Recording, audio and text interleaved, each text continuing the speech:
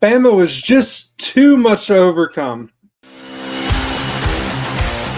goes Davis. Oh, my God. Davis is going to run it all the way back. Auburn's going to win the football game. Hello, and welcome to this episode of War Eagle Weekly. How are we doing, Josh? You're doing good, man. I'm just dealing with some technical difficulties. Having to record on my phone tonight.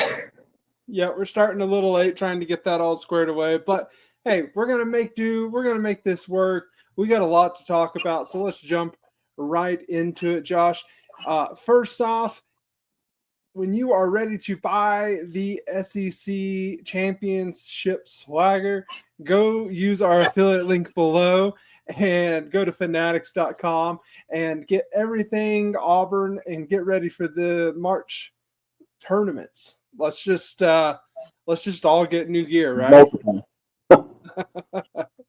Well, Josh, let's go ahead and dive into it. After the very high flying win in Kentucky, we headed to Texas A&M College Station, and needless to say, it kind of felt like we were a little hungover, if you will. Yeah, man, Texas A&M put us through the buzzsaw, dude. It was a rough game. It was bound to happen. You know, I think we picked the wrong game to lose between Kentucky and Texas A&M. I don't think we were taking Texas A&M too lightly. I think I said we would win by 5 or 7 or something like that. But it was definitely too much to handle, and then it just carried over. You know, I don't think it was. First off, I don't think we chose. I would have preferred to win in Kentucky. Is what I'm trying to say. 37 years before you last won in an arena is a long time. So it was nice to be able to overcome those issues and win in Rupp Arena. And, I mean, we won the SEC title after that game, and they went out Saturday night. They celebrated. I'm sure they celebrated on Sunday, and came back down to earth on Monday, and Tuesday was just it was just a rough game. Janai Broome went in and had his second rough game, scoring only 8 points in the contest against Texas A&M. But honestly, it wasn't just Janai Broome. It felt like it just felt like the intensity wasn't there on defense in either half, really, Josh. Yeah, it was. You could definitely tell they were still reeling from staying up late on Saturday night, not practicing Sunday, and then getting one practice in on Monday before the game. You could definitely tell they were still dealing with side effects from the victory hangover. But, I mean, it's better to get these losses out of the way right now to really fine-tune it before the big tournament starts. I could give two damns about the SEC tournament. I just want Bruce to get everything under control to where we're ready for March Madness. Yeah, and again, I don't think there was a single Auburn fan that after the Texas A&M game thought, oh, well, here goes our season. I don't think that was the case. And a lot of people, this wasn't in the national pundits that were saying this. They were all like, oh, this is a big upset. This is a big deal that Texas A&M beat Auburn. And all Auburn fans were just like, what are you talking about? Buzz Williams is 5-2 against Bruce Pearl, and they are designed to make our lives a living hell. He's got Bruce's number, and he's got his email address, home address. He's got his work address, everything. He's just got Bruce on lockdown, and it really showed in this game. I mean, are we ever going to beat Texas A&M again? Yeah, we'll beat them. I mean, that's a little overreaction. I know you're half-heartedly joking and everything, but it's honestly, it's just one of those things to where I don't think there was a single Auburn fan that was just like, this is concerning. We got to see Ja'Kai Howard out there on the court. He played significant minutes in this game, if I remember correctly. Let's see here. Ja'Kai Howard played 11 minutes. So yeah, when you go from playing none, when you go from playing none to 11 minutes, it's significant, I think. No, absolutely. I would say so. And he actually, he looked pretty good. Didn't look too bad. Looked pretty decent on defense, which is, I think, the biggest argument that if Bruce had an argument against Ja'Kai Howard, that would be what it was. But all in all, it was an okay showing from him in that game, to be perfectly honest. He shot 50% and had 4 points, and all around had 4 rebounds. Just looked pretty good. It wasn't too bad. But Texas A&M just completely out-rebounded Auburn. It was embarrassing how many rebounds they had. 41-25 rebounds, Josh. And everything else, Auburn kind of leads the way statistically. Rebounds win games, dude. Rebounds win games. Specifically offensive rebounds. They had 24 offensive rebounds. Yes. And it also seems like the better SEC teams this year have a deeper big bench than Auburn does. Auburn really only has 2-3 bigs, if you want to count Cheney Johnson as a big. But once you get past Dylan Cardwell and Janai Broom, your only option is Cheney Johnson. Yeah. Jaheim Howard, he can go down there and rebound a little bit, but I feel like he's just a little undersized when it comes to these 6'11", 7-foot centers that it seems like everyone has on their friggin' bench. Defensively, he holds his own. I would say, rebound category, like you said, that he becomes a liability. But all in all, Todd Pettiford had a good game. He finished the game with, let's see here, he started for us in this game, and he had, how many points did he have? Todd had 19 points and 3 turnovers. The 3 turnovers were a little costly, but honestly, he's still a freshman sometimes, and you kind of forget that with how good he's played in big matchups. He's practically unstoppable in these big matchups. I mean, we're going to get to it against Bama as well, but he started for us a lot these last 2 games and has made he's made it worth it every minute he's been on the court. I mean, the dude's a baller. I want him to stay one more year. Don't know if that's going to happen depending on his draft evaluation, but the dude is just he made the all-freshman team for a reason. Yeah. He's just that good. Yeah. And you could tell that we missed the intensity on defense from Denver Jones. And it was a big he was a big loss, but it seems like he's doing okay. We played Alabama on Saturday, and it's hard to gauge what really went wrong in that game. They were just a little too tough. They were a little hard to overcome. Honestly, it comes down to letting Grant Nelson go for 23 points. That dude, the whole season in conference play, he shot 25% from 3. And then he just went on a tear against Auburn and then got away with something that Auburn definitely 110% would have got called for, hitting that crane right after postering Dylan Cardwell. I mean, it was a great dunk, don't get me wrong. He deserved to celebrate.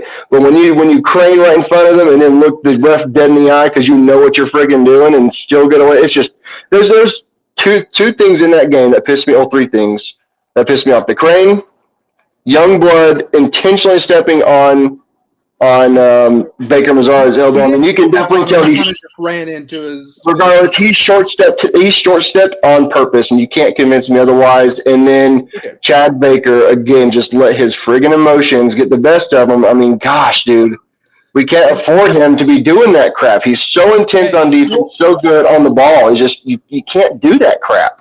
We'll get to Chad Baker-Mazara and what happened with that here in a little bit, but I mean, like you said, the whole taunting thing with Grant Nelson, the fact that you just like Bruce is actually, I saw pictures, they didn't catch it on the broadcast. Bruce is doing the crane kick to show the refs, and they're just like, we didn't see it that way.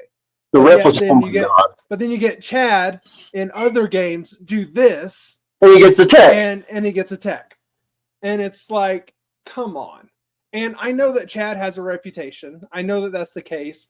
But you can't – I mean, the crane kick has been around for what? The last 5 years, it feels like? That's something that should be called in a celebratory right in front of the team, just in the manner. Now, if Grant Nelson, if it was a timeout and he goes over to his bench and he does it, No, I'm not calling that. But like right there in front of Broom, right there next to the players, kind of running into Broom before he does it, or it was after, I can't remember. But either way, it was just a little uncalled for. Needless to say, though, it fired Janai Broom up. I mean, he finished the game with 34 points, and outside of that final shot in regulation, I don't think there's a single Auburn fan that you can sit here and complain that the loss was on Janai Broom, because he went out there and he balled. Now, he didn't have as many rebounds as I would have liked. He had 8 rebounds, but he had 5 blocks. I mean, the dude was a defensive monster, really. Just like always. I mean, this was definitely a game that he needed to have before the tournament start, because he was definitely in a bit of a funk. And this game, I feel like just put the fire back in him, especially that 3 that sent it to overtime. But, I mean, you really can't do much when there was a massive, massive defensive breakdown in overtime, and Denver Jones just letting Alabama's Lord and Savior Mark Sears get past him to hit the floater for the win. And I think that's part of Denver's injury. He wasn't as quick laterally. So and he was looking the opposite way at the wrong time. Yeah. I just think it was an oversight. I'm not. You actually posted in Warbloggle's Discord, your response at the end of the game was just damn. And it's funny because just 2 minutes before that, the game was over, and I just go, damn. And that was it, because the game didn't mean anything other than bragging rights. But it meant everything to Alabama in terms of seeding, though. Oh yeah, everything. So and it gave the voters a reason to knock Auburn out of the number 1 spot and potentially knock them out of the number 1 overall seed. They want to give this to Duke so bad. Why the hell is Houston number 2, though? I don't know. Either way, I mean, we can talk more about that in a little bit. But as you talked about in the Texas A&M game, Todd Pettiford had himself a game, and just he looked at times. He looked like the most dominant player out there on the court, Josh. He was doing what he wanted when he wanted. Yeah. I mean, he had 19 points again. He had 2 turnovers, but he played for the first time this season, I feel like, defensively very good, and stayed in front of Mark Sears and Aiden Holloway. 9 points. Did a pretty good job defending in this game, and only had 1 foul. And that's been his problem all season long. He tends to foul. And he seems like he's learning from Denver Jones.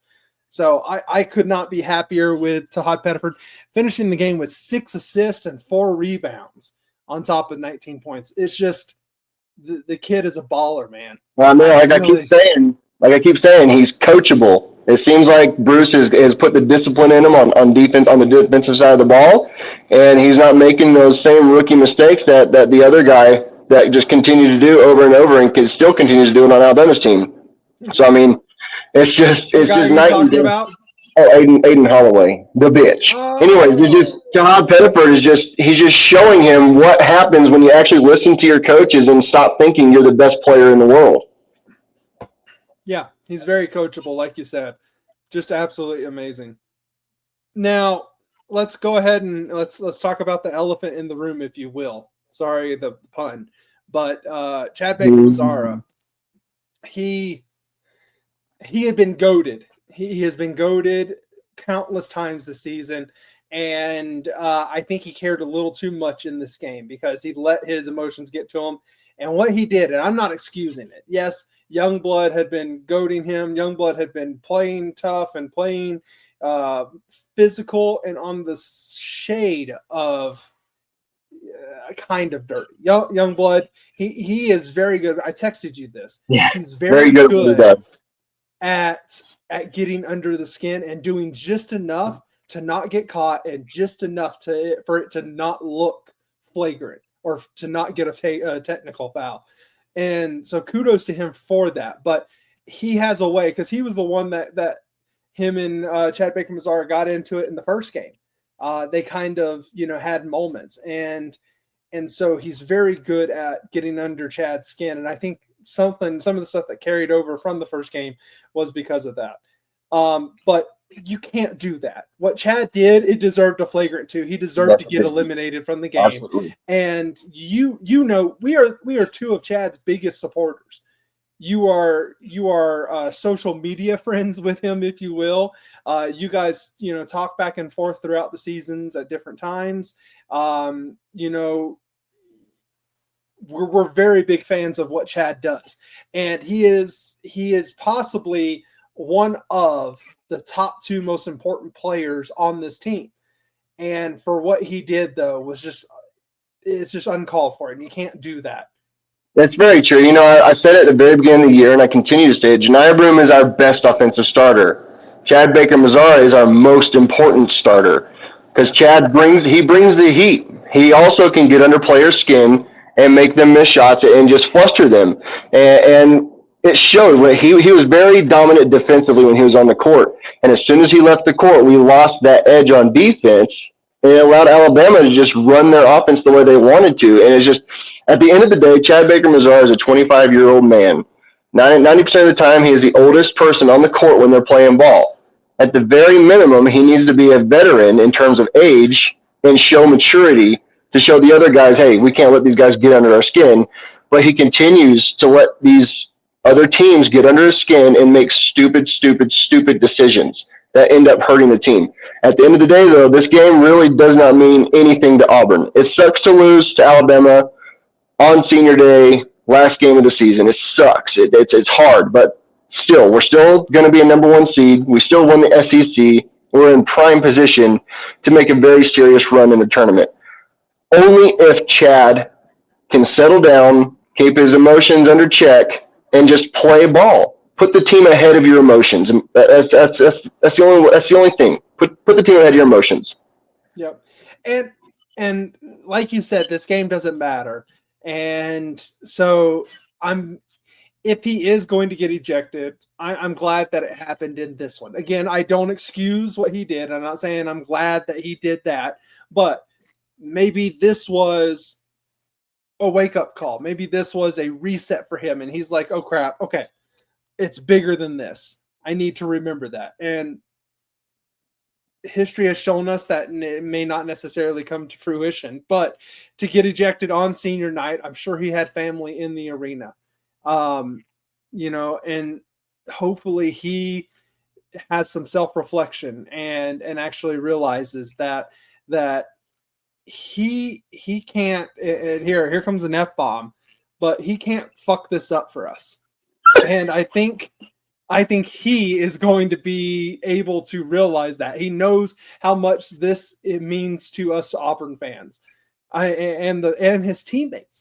This team is so close together and so tight knit that hopefully he realized that he can't be the reason why we can't get past a team come tournament time. And I'm sure he's realizing it now, and we'll see. Anyways, I think, like you said, this could be a very big wake up call for him. It sounds like the team is rallying behind Chad and trying to keep his morale up and tell him, hey, you just can't do this anymore. We need you. It'd be one thing if Chad was doing this game in and game out, and the players are like, okay, we can't even afford to have him on the court. But it sounds like the whole team and even all the coaches still trust Chad to do what is right. And hopefully he's going to be given the opportunity in the eye of the nation as well to show everybody that he can be mature and help his team win rather than have his get back on a player that may have wronged him. Yeah. Yeah. And I, like you said, Chad just means so much to this team, and we need him to keep it together, and we need him to be the Chad that we all know he can be. And I'm sure he's a really good guy off the court, and I'm sure he is a God-fearing guy off the court, and that's just not something nice people do. And I guess when you're flirting on the edge of the kind of chaos that he plays with, sometimes you maybe step over that line, and he has before. And now, to be fair, it happened last year in the Yale game, and this year I think he has grown so much on that front. he did not let people get under his skin this year. He received technical fouls. He received flagrant fouls, but none of them were egregious. And Auburn fans all over the country were very sympathetic to him and were like, are you kidding me? He's just getting it because of his name and what he did last year. Yeah. Nobody really thought that he deserved some of the bad press that he's gotten this year. But he definitely deserved it in this game, and he definitely deserved it on that play. Absolutely. But Chad is definitely the one player that the refs are saying, please give me a reason, because they know Chad's more likely going to give the slightest hint of a reason to tee him up. And it's just, the refs are watching you, Chad, man. Come on, bro. We know you're better than this. We know you can rise above it. The refs are looking for it. Don't give them a reason. Yep, exactly. So moving right along, though, we have the SEC tournament bracket has been set. And to be fair, Auburn got a pretty favorable, path to the championship game. Tell me about it, Cameron. I mean, this is possibly one of the best things that could have happened for us. We have we're going to play either Arkansas, South Carolina play each other, and then the winner of that game will play Ole Miss, and then we play the winner of that team. We have Texas, Vanderbilt, Texas A&M, and Tennessee on our side of the bracket after we play, either Ole Miss or South Carolina or Arkansas. So that's that second game that we have after the double bye is going to be tough because it's probably going to be Texas A&M or Tennessee, and let's be honest, it's probably going to be Tennessee. That's just going to be a tough game. It's going to be Vandy versus Tennessee in that game. Vandy is sneaky good. Vandy's going to be playing Tennessee in that game to decide who plays us. Hey, and we're not losing to either one of those teams. Vandy beat Texas A&M and Tennessee already this year, so it's very doable. It could happen. It's going to happen. Yep. On the bottom of the bracket, you have it's probably the tougher of the brackets, to be fair. It probably is.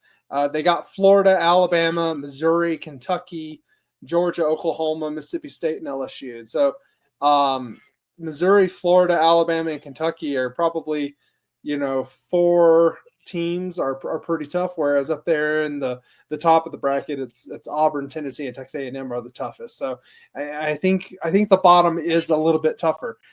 So if we falter in the SEC championship or in the SEC tournament, should we be concerned, Josh? Is that going to be something that we need to worry about heading into the big dance?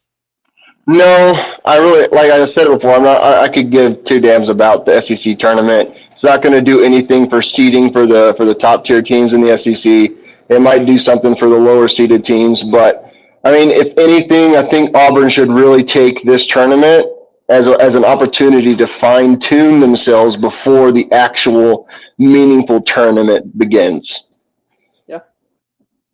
I mean, if we advance, we only get 3 games total, but still, that's 3 games you can use to your benefit to just make your team better and more disciplined and just prepare yourselves better for the tournament. So now here's a question for you. I'm a competitor. I hate losing. You know this. Like we talked about, Auburn has a pretty favorable schedule for the most part in the tournament. But if it's Texas A&M, let's just actually say if it's Tennessee in that game that we play, does Auburn need to go out there and expend that much energy to try and win that game? No, because Tennessee, if we're playing Tennessee's going to do what Tennessee does, and they're going to muddle up the game. They're going to slow it down, and it's going to be a 50, 60-point game on both sides of the ball. I mean, don't try to outpace Tennessee. Tennessee's built for pacing. They just are. They're going to control the game in terms of clock management. That's what they've done all season long, and they're going to continue to do it. Auburn just needs to match that. Pace. I get it. Auburn just needs to match that and not exert themselves too much to where you're all tuckered out and piss poor tired whenever the real dance begins. Yeah, and I I just don't know if this team knows how to stop. I don't know if this team knows how to take it easy. Well, no, the whole team is full of competitors. The whole team wants to score the ball. The whole team wants to block shots. The whole team wants to pick the pockets. It's one of those things that you got to really, bear down and do if you want to be fresh for the actual tournament when it begins. Yeah. I mean, if they want to go all out, and that's on them. I'm not gonna be angry with it. I'll be irritated because I want everyone to be fresh, but at the same time, I'm like you. I want to win, but at the same time, I really don't care to win the tournament. I think conference tournaments are stupid, especially after the sole winner of the SEC has already been announced. I just don't. It just. I don't think they're stupid. I don't think they're stupid because I enjoy watching them so much. Because it's just like that first taste of March. You get those first few tournament games and craziness happens. And so I don't think they're stupid because it's just great TV. But I think the championship, winning the conference tournament, it means less than winning the regular season tournament, especially in a season where the SEC was the strongest it's ever been. But now, if we had tied with Alabama for the SEC tournament or the SEC championship, I'd want Auburn to go all out and win it. Yeah. But since we're sole owners of that championship, I just don't care. But I understand where you're coming from. And I think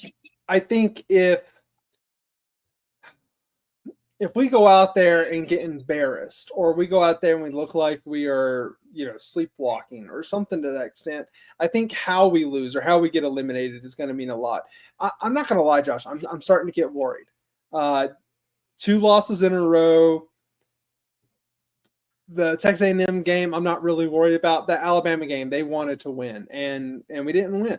And I know you can't win them all, but that kind of loss has me worried a little bit. And so the Auburn fan in me, and I'm sure there's others out there that are listening to this and completely can sympathize with me. The Auburn fan in me is like, oh, here we go again. We're going to screw this up somehow. And we're going to miss our opportunity to win the national title. Josh, if not now, when? There's 6 seniors on this team, I believe, if I remember correctly, 6 or 7 seniors on this team. There are so many veteran players that I'm just concerned. I am concerned. If we can't win it now, are we ever going to win it? And so the Auburn fan in me, the lifelong Auburn fan that has been on that roller coaster and has been riding this, is worried. Now, I'm not saying we can't win it. It feels like Murphy's Law right now. As an Auburn fan, our whole lives have been like Murphy's Law, I feel like. If it can happen, it's going to happen. And so, I think you're overthinking it. I think you're overthinking it. I mean, we have 6 seniors on the team. 2 of them I can see coming back, and Jenny Johnson and Chad Baker-Mazara. Chad Baker-Mazara is even tweeting out asking if he should run it back or not to his fans and everything, and I'm sure he's got an overwhelming response to come back. And I think Jenny Johnson is going to make a business decision and come back to raise his draft stock even more. I think it'd be very smart of him. If he goes pro, he goes pro. But I do agree, if not now, then it might take a little bit. Bruce is one hell of a recruiter. He's one hell of a coach. He hits the portal harder than any other coach in the nation. And I think that's what he prefers to do rather than recruiting out of high school. He'll get a couple of high-profile guys out of high school, and the rest of them are seasoned vets from other teams that have been playing in the NCAA for a number of years. And I feel like that's his moniker. That's the way he does things, and I'm okay with it. So I'm optimistic going forward, especially when Bruce Pearl is the coach. Even afterwards, because it's highly speculated that Stephen Pearl is going to take over as head coach once Bruce retires. And to be honest, right now, I think I'd be okay with it. He seems to have the same fire and passion that Bruce does. I'd be okay with that. I think that's another discussion because sons that are taking over for their father in coaching, it's never worked out. It's never worked out. So, is there a specific example you have in mind when it comes to that? I think their last name starts with S, ends with Ula. Don Shula and Mike Shula. Well, Mike Shula never took over for his dad. He just is a piss poor coach. So that's just bottom line. He's only in coaching because his last name is Shula. So that's a completely different situation. Nothing comes to mind. I have just the people the authorities that I listen to from the Wishbone podcast. They have written the book on Auburn sports, and they are very familiar with coaching and through college sports throughout this country. And they themselves have mentioned specific people and specific instances where sons have taken over and it just doesn't work out. It's not the same level of, it's not the same level that you would see with Bruce. So we'll see what happens. I think we got a long way to go before we get there. I think Bruce is around for a little bit longer. I don't think it's going to be anything to be too concerned about, but give me 15 more years. There you go. Amen, brother. Well, hey, once again, when you are buying your SEC championship swag, go to our affiliate link below and click on the Fanatics website. Buy from Fanatics, and you support this channel any way you can. We greatly appreciate everything you guys are doing. It's been another phenomenal and amazing basketball season. This is our second basketball season that we have been able to do this podcast, and it has just been a fun, amazing ride, and absolutely positively love every minute of it. But Josh, tell the folks where they can catch us. Yeah, on YouTube, TikTok, Instagram, Facebook, Spotify, Apple Pod, anywhere you want to listen to social media, we're gonna be there. Just follow. We respond to almost anybody that has a pulse on social media, even if you're a troll. I've been responding to a lot of trolls on TikTok to a year-old Chad Baker-Mazara video in the Iron Bowl of basketball from February 2024. They waited an entire year to have bragging rights. So, yeah, I mean, it's so fun. Even if we don't have a whole lot of followers right now, it's still fun regardless. Hey, exactly. Josh, War Eagle, and don't forget, call God. Call God. War Damn Eagle. Johnson goes to deny. Step back. Big play. It's got you here. Jones doesn't go. The tip by Broom.